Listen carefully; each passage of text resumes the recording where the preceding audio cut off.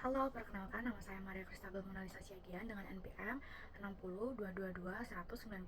Pada kesempatan kali ini saya akan menjelaskan tentang psikologi bisnis pada bab pertama yang telah saya rangkum.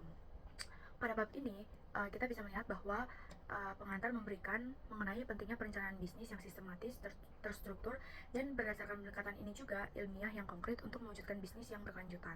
Bab ini juga menekankan perumusan kerangka kerja psikologi bisnis atau Business Psychology Framework yang dapat diterapkan pada berbagai organisasi, khususnya entitas bisnis.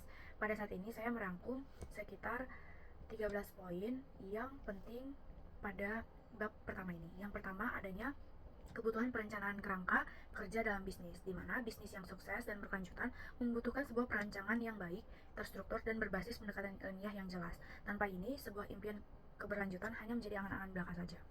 Yang kedua, potensi CEO dari latar belakang yang berbeda. Penulis menyoroti bahwa meskipun posisi CEO biasanya diisi oleh mereka yang memiliki jurusan atau latar belakang pada pemasaran, keuangan, atau operasional, ada juga peluang bagi profesional dari berbagai latar belakang yang berbeda, termaksud sumber daya manusia atau HR, untuk menjadi CEO jika memenuhi faktor kepercayaan atau trustworthiness dan kemampuan meningkatkan laba perusahaan atau bottom line. Nomor 3 adalah Michael Porter's Competitive Advantage. Pada bab ini penulis mengutip teori Michael Porter dalam bukunya The Competitive Advantage of the Nation yang menekankan bahwa keunggulan nasional suatu negara terletak pada produktivitas sebuah perusahaan dan pekerja, serta faktor mikroekonomi seperti inovasi, teknologi, dan kualitas sumber daya manusia atau SDM. Yang keempat, ada perannya sektor mikro dalam ekonomi nasional, di mana meskipun sebuah indikator ekonomi makro sering dianggap sebagai penentu keberhasilan ekonomi, bab ini menekankan pentingnya sektor mikro, kecil, dan menengah dalam menopang perekonomian. Terutama selama krisis ekonomi, sektor ini lebih fleksibel dan tahan banting terhadap gejolak ekonomi dibandingkan sektor korporat lainnya. Yang kelima, ada era digital dan disrupsi, di mana perubahan teknologi dan ekonomi digital mengharuskan SDM di Indonesia untuk mulai berinovasi dan beradaptasi dengan cepat, di mana keterampilan lunak atau soft skill seperti ketahanan mental, kelincahan, agility, serta inovasi dan kreativitas menjadi kunci bagi kesuksesan di era revolusi industri 4.0. Yang keenam, adanya paradigma baru dalam pengelolaan SDM, di mana selain kita membutuhkan soft skill, bab ini juga menggarisbawahi bahwa pentingnya kesiapan mental untuk belajar, relearn, dan melepas kompetensi lama yang tidak lagi relevan untuk digunakan pada saat ini, guna menghadapi perubahan yang cepat dalam bisnis sebagai ilmu.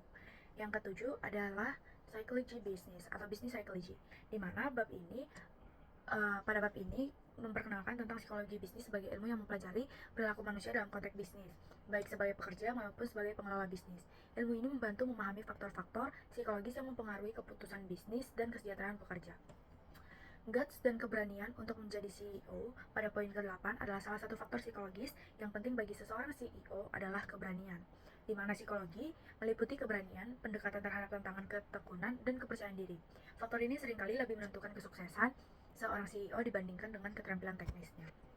Pada poin ke-9 ada Strategic Direction Capital, di mana hal ini memperkenalkan konsep Strategic Direction Capital yang meliputi filosofi dan nilai-nilai perusahaan seperti visi dan misi, sasaran bisnis, serta intent strategis, di mana modal ini penting untuk memberikan arahan yang jelas bagi organisasi dalam mencapai tujuan jangka panjang. Pada poin ke-10, Human Capital dan Organizational Capital, di mana modal arah strategis organisasi juga membutuhkan Human Capital dan Organizational Capital untuk mencapai hasil bisnis yang berkelanjutan, di mana kompetensi individu atau kerja tim, budaya organisasi, serta infrastruktur teknologi yang baik merupakan elemen penting dalam keberhasilan sebuah organisasi. Yang ke-11 adalah peran psikologi dalam MSDM strategis, di mana psikologi, khususnya psikologi industri dan organisasi, memainkan peran penting dalam pengelolaan SDM strategis. Hal ini mencakup manajemen kinerja, motivasi, serta kesejahteraan pekerja dalam konteks mencapai tujuan bisnis yang lebih besar. Yang ke-12, ilmu ekonomi dan perilaku konsumen.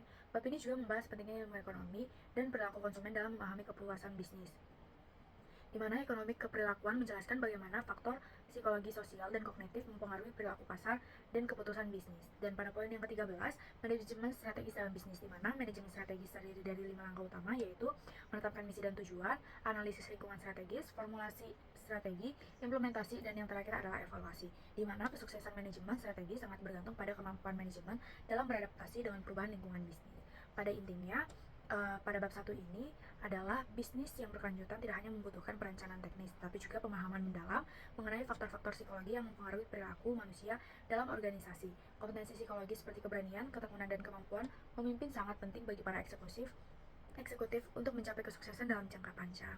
Sekian dari rangkuman yang telah saya sampaikan. Terima kasih.